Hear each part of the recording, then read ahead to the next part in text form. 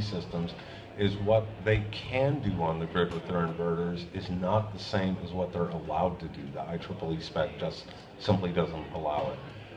And they've been pushing for development of more advanced specifications. Now, you have a nice chart here showing if you're fairly compensated for everything, it's profitable. And I wonder if you could break that down into, okay, we can do this, but the utility company simply doesn't compensate us for it, versus we don't even have the technical specifications to allow us to do it on the grid yet. I would say that all the things that we modeled as benefits are things that the system can actually do. It's just, in some cases, there's issues of interconnection, rate treatment, outback power actually is behind you. They're exactly wanting to do what you're talking about, which is our inverters are capable of providing voltage and VAR support and all of these capabilities.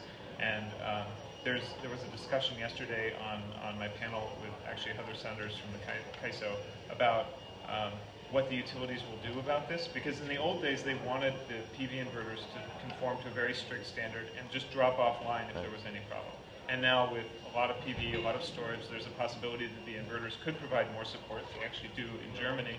And so there's a lot of interest in that, and there's a lot of discussion about whether or not that will be compensated or whether it will just be a mandatory part of interconnection and participation in the grid. So I don't know how it's going to settle out. That was not something we counted as a benefit in the energy storage modeling that was done for cost effectiveness. We didn't assume that that was the frequency response, voltage and VAR support were specific benefits, because it's so debatable what the value is for those services. We looked at things that have a specific market value where you could actually sell that value to the market right now. Right, well, to clarify, like for example, one of your examples was frequency regulation.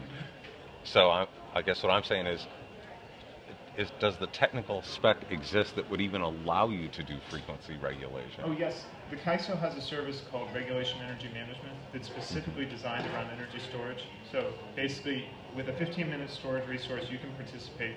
The CAISO will manage your state of charge, and they will return you to the same state of charge at the end of the hour that you bid into as you were at the beginning. And so they basically use it for regulation for the grid. It's a 4-second signal. There's also the traditional regulation market. There's a regulation up and a regulation down service that generators sell to the CAISO right now. So that's something that totally exists. And it's important to say that that kind of regulation it's not within a second, it's over a 4-second duration, right? So there's that, and then there's frequency response, which is much faster. Voltage and VAR support, which are also fast. We're going to get a couple